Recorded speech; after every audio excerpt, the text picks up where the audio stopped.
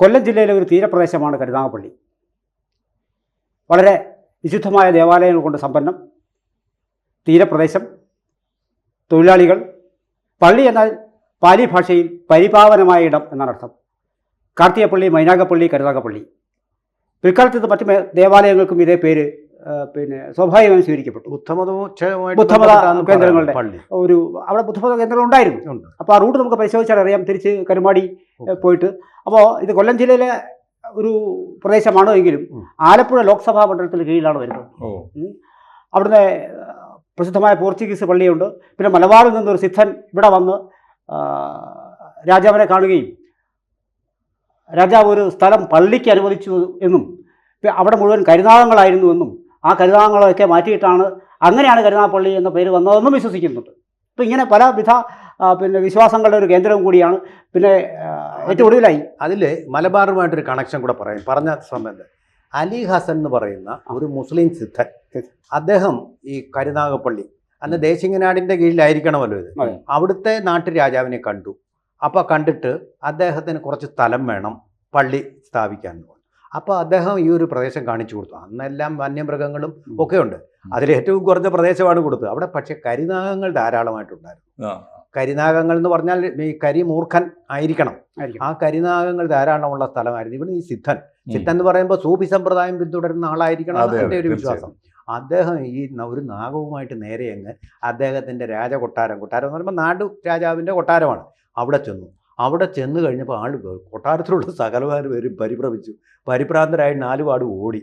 അപ്പോൾ ഈ സിദ്ധൻ എടഞ്ഞുപോയ പാമ്പിനെ തിരിച്ചു പിടിച്ചെടുത്ത് കൊണ്ടുപോയി. പിന്നെ ആരും ആ പാമ്പിനെ കണ്ടിട്ടില്ല. ആ ഒരു പേരിലാണ് കരുനാഗപ്പള്ളി എന്നുള്ള പള്ളി. പക്ഷേ ബുദ്ധമതവുമായിട്ട് ബന്ധപ്പെട്ട പേരുമാണ്. സാർ പറഞ്ഞാൽ അതിൻ്റെ ഒരു വിശ്വാസം. പിന്നെ അമൃതപുരി അവിടെയാണ്. ആ കോസ്റ്റൽ ബെൽറ്റിലാണ് വരുന്നത്. പിന്നെ അഴീക്കൽ ബീച്ച്, ഇങ്ങനെ വളരെ പ്രസിദ്ധമായ പിന്നെ ഓച്ചിറ, പിന്നെ തെക്കൻ കാശി എന്നറിയപ്പെടുന്ന ഓച്ചിറ, ഇതൊക്കെ. ഞാൻ ഓർക്കുന്ന ഒരു കാര്യം, ഈ മുസ്ലിം ആത്മീയാചാര്യന്മാർക്ക് ഈ കേരള ചക്രവർത്തി ആദരവ് കൊടുത്തൊരു മണ്ണാണല്ലോ. തിരിച്ച് കേരളീയ സംസ്കാരത്തിന് ഒരുപക്ഷെ മുസ്ലിം പണ്ഡിതൻ, ഒരു പ്രമുഖ വലിയ മുസ്ലിം പണ്ഡിതൻ തിരിച്ചൊരു വലിയ ആദരവ് കൊടുത്തതും കരുനാഗപ്പള്ളിക്കാരനാണ്. ഞാൻ ആദ്യമായി വായിക്കുന്ന ഭഗവത്ഗീത കൈരളി ഭഗവത്ഗീത എന്ന പേരുള്ള ഭഗവത്ഗീതയുടെ ഏറ്റവും സരളമായ ഒരു പരിഭാഷയാണ്. ആ പരിഭാഷ എഴുതിയത് കരുനാഗപ്പള്ളിക്കാരൻ എ ഇസ്ഹാഖ് സാഹിബാണ്. എന്ന് പറഞ്ഞാൽ കൊടുക്കലുകളും വാങ്ങലുകളും ഈ സംസ്കാര വിനിമയത്തിന്റെ. അപ്പൊ ഇതിന്റെ കൂടെ ചേർത്തുള്ള കാര്യങ്ങളെല്ലാം നമുക്ക് പറയാം. ഒരു കാര്യം കൂടെ പറയാം. ഈ കരുനാഗപ്പള്ളി തന്നെയാണ് വളരെ പ്രസിദ്ധനായിട്ടുള്ള അബ്ദുൽ നാസർ മദനിയുടെ സ്ഥലം. അൻവറാശ്ശേരി എന്ന് പറയും. കരുനാഗപ്പള്ളിയിലാണത്. മാതാമൃതാംബയുടെ മഠവും അവിടെ ഉണ്ട്. പ്രസിദ്ധനാണോ എന്ന് അറിഞ്ഞുകൂടാ. എനിക്ക് എന്തായാലും ഓച്ചിറയെ പറ്റി ഒരു കാര്യം കൂടെ പറയാം. ഓച്ചിറ എന്ന് പറയുന്നതാണ് കേരളത്തിലെ കരുനാഗപ്പള്ളിയിലാണോ? അതിനോട് അടുത്ത് തന്നെ തൊട്ടടുത്ത് കൊല്ലം ജില്ലയിലാണെന്നേ ഉള്ളൂ. ആലപ്പുഴ മണ്ഡലം പ്രതിഷ്ഠയില്ലാത്ത ക്ഷേത്രമാണ്. പ്രതിഷ്ഠയല്ല, അമ്പലമേ ഇല്ലാത്ത ക്ഷേത്രം. എന്റെ സുഹൃത്ത് ഹരി കുടപ്പനക്കുന്ന് ഒരു ചലച്ചിത്രഗാനം എഴുതി, അമ്പലമില്ലാതെ ആൽത്തറയിൽ വാഴും എന്ന് പറയുന്ന പാട്ട്. എന്റെ സഹപ്രവർത്തകനായിരുന്ന ആളാണ്. അദ്ദേഹം എഴുതിയ പാട്ടാണ്. ആ പാട്ടിൽ അത് പറയുന്നുണ്ട്. പരബ്രഹ്മ ക്ഷേത്രമാണ്. പരബ്രഹ്മ വലിയ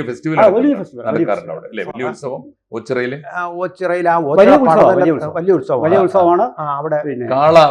കാള എഴുന്നള്ളിച്ച് വീടുകളിലൊക്കെ, ഞങ്ങളുടെയൊക്കെ വീടുകളിൽ വരാറുണ്ട്. മോഹൻലാലിന്റെ ഒരു സിനിമ, അതിലാണ് ഈ പാട്ട്. വാദമുദ്ര ആ സിനിമയിലെ പാട്ടാണ്. പിന്നെ അമ്പലമില്ലാതെ ആൽത്തറയിൽ വാഴും ശിവനായിട്ടാണ് അതിൽ സങ്കല്പിച്ചിരിക്കുന്നത്. ആ പാട്ടിൽ ഒട്ടേറെ പ്രത്യേകതകളുള്ള മണ്ഡലമാണ് എന്തായാലും കരുനാഗപ്പള്ളി. ഒരു വാക്കുകൂടി പറഞ്ഞു. പന്മന രാമചന്ദ്രൻ നായർ സാർ. പന്മന എവിടെയാണ്?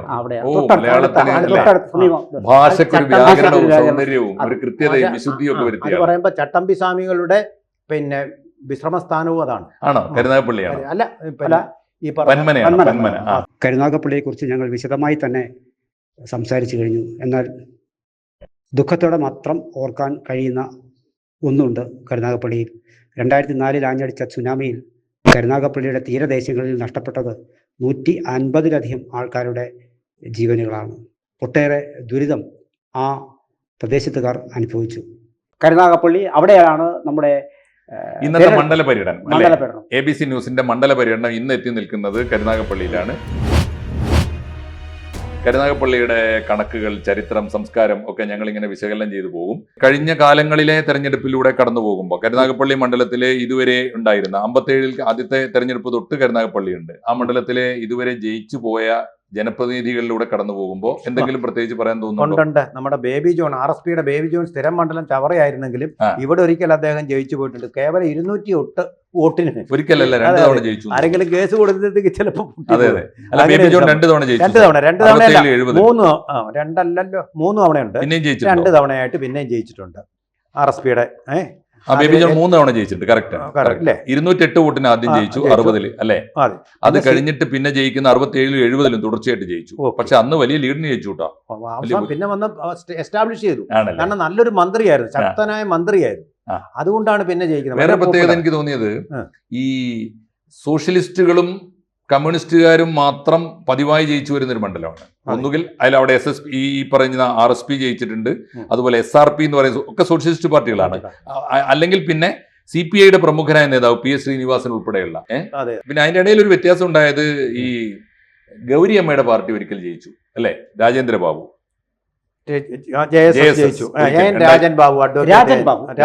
ഒരിക്കൽ ജയിച്ചിട്ടുണ്ട് 2001. അതാണ് പ്രത്യേകത. പക്ഷേ ഒരു പ്രത്യേകത എനിക്ക് തോന്നുന്നത്, ആദ്യത്തെ MLA കോൺഗ്രസ് ആണ്. 57 MLA കുളങ്ങര കുഞ്ഞുകൃഷ്ണൻ എന്ന് പറയും. പിന്നെ ഒരിക്കൽ കൂടി കോൺഗ്രസ്, ഈ അതേ കുളങ്ങര കുഞ്ഞുകൃഷ്ണൻ ഒരു ബേബി ജോണിനോട് തോറ്റ് രണ്ടാമത്, മൂന്നാമത്തേത് വീണ്ടും അദ്ദേഹമാണ് എന്ന് പറഞ്ഞാൽ 3ാമത്തെ MLA. വന്നു നിൽക്കുന്ന ഒരു പ്രശ്നം, കരുനാഗപ്പള്ളി മണ്ഡലത്തിന്റെ പ്രത്യേകത, കോൺഗ്രസിൽ തുടങ്ങി കോൺഗ്രസിൽ ഒടുവിലെത്തി നിൽക്കും അല്ലെ? ഏറ്റവും ഒടുവിൽ CR മഹേഷ്. നല്ലൊരു MLA ആണ് അദ്ദേഹം, CR മഹേഷ്. ആണോ? ഒരു വിവാദങ്ങളിലും അഴിമതിയിലും അദ്ദേഹം ആയതുകൊണ്ടായിരിക്കണം ഇവിടെ CPIയുടെ കയ്യിലുണ്ടായിരുന്ന കുത്തക സീറ്റ് അദ്ദേഹം പിടിച്ചെടുത്താണ് അല്ലെ? വേറൊരു കാര്യം കൂടെ പറയണം നമുക്ക്. C ദിവാകരൻ 2 തവണ അവിടെ ജയിച്ചിട്ടുണ്ട്. നമ്മുടെ ഭക്ഷ്യ സിവിൽ സപ്ലൈസ് മന്ത്രിയായിരുന്നു, മന്ത്രിയാണ് അദ്ദേഹം. ഇപ്പൊ പാർട്ടിയിൽ നിന്ന് അല്പം അനഭിമതനായിട്ട് മാറി നിൽക്കുക. പാർട്ടി തന്നെ ഉണ്ട്, അനഭിമതനായിട്ട് മാറി നിൽക്കുന്നുണ്ട്. അത് ഈ CPIയിലെ ഗ്രൂപ്പ് പാർട്ടിയേക്കാൾ വലിയ ഗ്രൂപ്പുള്ള പാർട്ടിയാണ്. അദ്ദേഹം അവിടെ മത്സരിച്ചിട്ടുണ്ട്. നമുക്ക് കണക്ക് നോക്കേണ്ടത്. ഇനിയിപ്പോൾ നമുക്ക് ലോക്സഭാ മണ്ഡലം നമുക്ക് വളരെ പെട്ടെന്ന് കണ്ണോടിച്ചാൽ അവിടെ നിന്ന് ജയിച്ചു വന്ന പ്രസിദ്ധരെ നമുക്കൊന്ന് ഓർക്കാം. PK വാസുദേവൻ നായർ, സുശീല ഗോപാലൻ, VM സുധീരൻ, വീണ്ടും സുശീല ഗോപാലൻ, വക്കം പുരുഷോത്തമൻ, പിന്നെ ഇടയ്ക്ക് മാറിപ്പോയ TJ ആഞ്ചലോസ് അവിടെ ജയിച്ചിട്ടുണ്ട്. VM സുധീരൻ വീണ്ടും, പിന്നെ ഡോക്ടർ KS മനോജ്, അദ്ദേഹം പിന്നീട് വിട്ടുപോയ ഒരാളാണ്. പിന്നെ KC വേണുഗോപാൽ, പിന്നെ 19-ലും 24-ലും 19 നമുക്കറിയാം ഒരേ ഒരു സീറ്റ് മാത്രം ഇവിടെ നിന്ന് ജയിച്ചു പോയപ്പോൾ ആരിഫ്. അത് ആലപ്പുഴ മണ്ഡലത്തിന് കീഴിലാണ് കരുനാഗപ്പള്ളി വരുന്നത്. അതുകൊണ്ട് നമ്മൾ ആലപ്പുഴ മെൻഷൻ ചെയ്യുന്നത് മാത്രമേ ഉള്ളൂ. ഒറ്റയാനായിട്ട് ജയിച്ചതാണ്. രണ്ടാമത് ഇപ്പോൾ 24-ല് KC വേണുഗോപാലാണ് വിജയിച്ചിരിക്കുന്നത്. ഇനി നമുക്ക് നോക്കാവുന്നത് 19-ല് കാര്യം ചെയ്യാം. നമുക്ക് ഏറ്റവും ഒടുവിൽ നിയമസഭയുടെ കണക്കൊന്ന് ആദ്യം നോക്കാം അല്ലേ? 2016-ലെയും 21-ലെ ഏറ്റവും ഒടുവിൽ നടന്ന 2 നിയമസഭാ മണ്ഡലങ്ങളുടെ കണക്ക് നോക്കുമ്പോൾ അത്ഭുതകരമായ അട്ടിമറിയാണ് നടന്നിട്ടുള്ളത്. തീർച്ചയായിട്ടും ഈ 16-ലെ തെരഞ്ഞെടുപ്പിൽ R രാമേന്ദ്രൻ, CPIയുടെ നേതാവ് R രാമേന്ദ്രനാണ് ജയിച്ചത് അല്ലെ? അതേ സമയത്ത് 2021-ലാണ് CR മഹേഷ് അട്ടിമറിയിലൂടെ UDFന് ആ സീറ്റ് നേടിക്കൊടുത്തത്. കോൺഗ്രസ് നേതാവ്, യുവ നേതാവാണ് CR മഹേഷാണ് ജയിച്ചത്. വ്യത്യാസം വന്നിരിക്കുന്നത്, അതുകൊണ്ട് തന്നെ അവിടുത്തെ വോട്ടിങ്ങിന്റെ പാറ്റേണിൽ വലിയ വ്യത്യാസം വന്നിട്ടുണ്ട്. ഈ 2016-ല് ആകെ പോൾ ചെയ്ത വോട്ടിന്റെ 43%, 69,902 വോട്ട് നേടി R രാമേന്ദ്രൻ ജയിച്ചിരുന്ന, ഇടതുപക്ഷം ജയിച്ചിരുന്ന സീറ്റ് 2021 5 കൊല്ലം കൊണ്ട് വന്ന മാറ്റം 94,000 വോട്ട് നേടിയിട്ട് എന്ന് പറഞ്ഞാൽ 30,000 ഭൂരിപക്ഷം, 29,208 ഭൂരിപക്ഷത്തിന്. R രാമേന്ദ്രൻ തോൽവിയുടെ സൂചന അതിന് മുമ്പ് തന്നെ കാണിച്ചിരുന്നു, ഇടതുപക്ഷം തോൽക്കാനുള്ള. കാരണം 1000 വോട്ടിന് 1759 വോട്ടിനെ ജയിച്ചുള്ളൂ.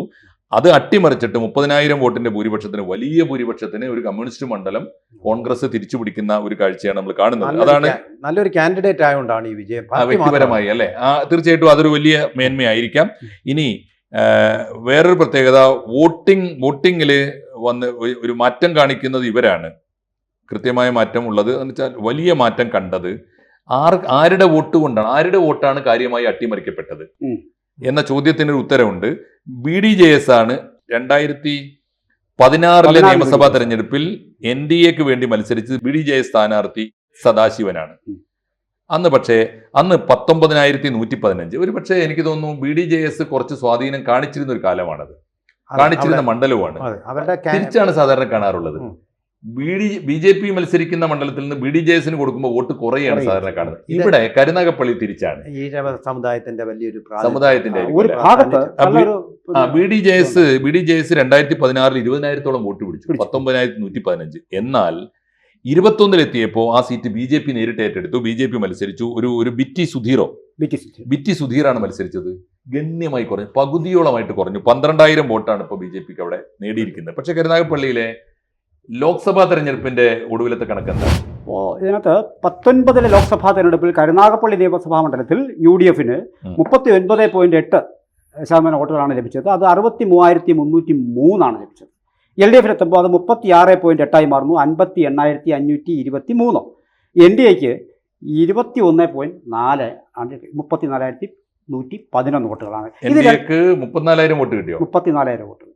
വലിയ മുന്നേറ്റം ഉണ്ട് അതിനകത്ത്. 12-ൽ നിന്ന് 34,000-ലേക്ക് മാറിയവര്. ഇവിടെ 24-ലേക്ക് എത്തുമ്പോൾ കരുനാഗപ്പള്ളി നിയോജക മണ്ഡലത്തിൽ ലഭിച്ച വോട്ട് UDF 57,955, LDF 49,030 വോട്ടുകളാണ്, 31.1% ഉള്ളത്. ഇനി NDAക്ക് 31% വോട്ടുകൾ ലഭിച്ചു. അതായത് 34 കഴിഞ്ഞ തവണ ലഭിച്ചിരുന്നത് 21 എന്ന് പറയുന്നത് 31%-ലേക്ക് ഉയർന്നു. NDAക്ക് 48,839 വോട്ടുകൾ ലഭിച്ചു എന്നുള്ളതാണ്. 34,000 നിന്ന് നേരെ 48,000-ലേക്കാണ് പോയത്. 48,000 വോട്ട് അവിടെ NDAക്ക് കിട്ടി എന്നുള്ളതാണ്. കരുനാഗപ്പള്ളി മണ്ഡലം NDAക്ക് വിജയസാധ്യത വേണമെങ്കിലും ആഞ്ഞു പിടിക്കാവുന്ന മണ്ഡലങ്ങളിൽ പെട്ടതാണ് അല്ലെ. NDAക്ക് BJPക്ക് പിടിച്ചു നോക്കാവുന്ന മണ്ഡലങ്ങളിലൊന്നും. ആ ട്രെൻഡ് കാണിക്കുന്നുണ്ട്. കാരണം അവരാണ് വലിയ വളർച്ച കാണിക്കുന്നത്. ഇടതുപക്ഷത്തിന് ഡീക്ലൈൻ കാണിക്കുന്നു. UDF നേരിയ തോതിൽ അത് മുന്നേറ്റം കാണിക്കുന്നുണ്ട്. എങ്കിൽ പോലും വലിയ മുന്നേറ്റം കാണിക്കുന്നുണ്ട്. അവിടെ ഒരു പോളറൈസേഷന്റെ ലക്ഷണങ്ങൾ കണ്ടു തുടങ്ങിയ ഒരു മണ്ഡലം കൂടിയാണ്. ഒരു ധ്രുവീകരണം അവിടെ കാണുന്നുണ്ട് അവിടെ.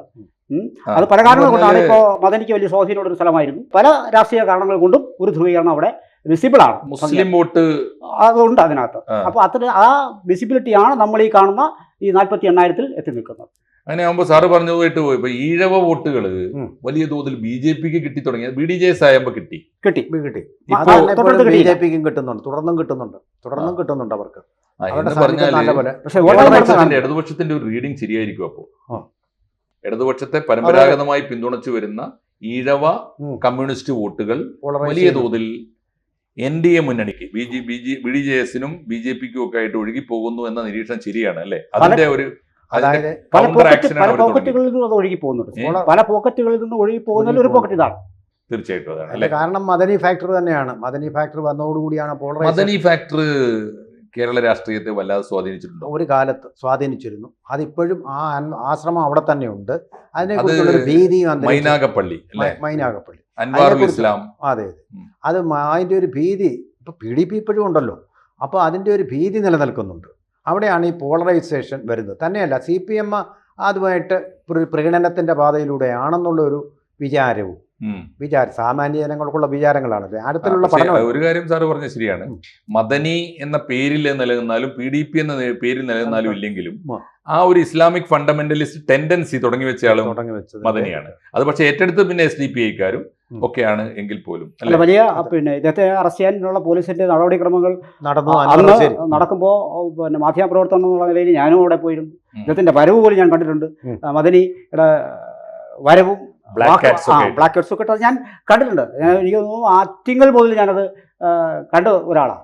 അപ്പോൾ അന്ന് വലിയ മാധ്യമപ്രവർത്തകർക്ക് ഊണും ഉറക്കമൊക്കെ ഒഴിച്ചിട്ട് അവിടെ നിന്ന സമയമൊക്കെ എനിക്ക് ഇന്നത്തെ പോലെ ഓർമ്മയുണ്ട്. അപ്പോൾ അങ്ങനെ എനിക്ക് തോന്നുന്നു വാക്കുകൊണ്ട് നമ്മുടെ ഭരണഘടനാ വിരുദ്ധമായ ക്രിമിനൽ കുറ്റങ്ങൾ പ്രത്യക്ഷത്തിൽ തന്നെ അനുഷ്ഠിച്ച ഒരാളാണ് അദ്ദേഹം. വാക്കുകൊണ്ട് അനുഷ്ഠിക്കാവുന്ന ക്രിമിനൽ കുറ്റങ്ങളെ. പക്ഷെ അതിന്റെ പണിഷ്മെന്റ് ജീവിച്ചിരിക്കെ തന്നെ അദ്ദേഹത്തിന് ആവശ്യത്തിലേറെ അനുഭവിക്കേണ്ടി വന്നു. ഇപ്പോൾ റിഗ്രറ്റ് വാസ്തവത്തിലുണ്ട്. പറഞ്ഞുപോയ കാര്യങ്ങളിൽ റിഗ്രറ്റ് അദ്ദേഹത്തിന് അദ്ദേഹം തന്നെ വല്ലാതെ വേവലാതിപ്പെടുകയും ഒക്കെ ചെയ്തിട്ടുണ്ട് അല്ലേ? തീർച്ചയായിട്ടും. ഇപ്പോ ഏറ്റവും ഒടുവിലത്തെ പഞ്ചായത്ത് തെരഞ്ഞെടുപ്പിന്റെ കണക്കെന്താ? 67,623 വോട്ടുകളാണ് UDF ലഭിക്കുന്നത് കരുനാഗപ്പള്ളി മണ്ഡലത്തിൽ. 67,623 കുറഞ്ഞു. വീണ്ടും LDF പിന്നിലാണ്. 62,977 LDF ലഭിക്കുന്ന വോട്ടുകൾ. 33,839 മാത്രമേ BJPക്ക്. 33,833. 40ഓളം വോട്ട് നേടി കുറഞ്ഞു. ഇതാണ് ഇപ്പോഴത്തെ ലേറ്റസ്റ്റ് അവസ്ഥ. ഇനി അത് പക്ഷെ അത് ലോക്കൽ ബോഡി ഇലക്ഷനാണ്. ലോക്കൽ ബോഡി ഇലക്ഷനാണ്, നമുക്ക് അങ്ങനെ പ്രത്യക്ഷത്തിൽ കണക്കൂട്ടാൻ കഴിയില്ല എങ്കിൽ പോലും. ട്രെൻഡ് ബാധിച്ചോളണമെന്നില്ല. അങ്ങനെയാണെങ്കിൽ ഇനിയുള്ള ഒരു സാധ്യത CR മഹേഷ് തന്നെ അവിടെ മത്സരിക്കും എന്നതാണ് ഉറപ്പാണ്. കാരണം അയാൾ ഒരു ടൈം മത്സരിച്ചോളൂ, അയാൾ ആ സീറ്റ് പിടിച്ചെടുത്തതാണ്, നല്ല സ്വീകാര്യനാണ്.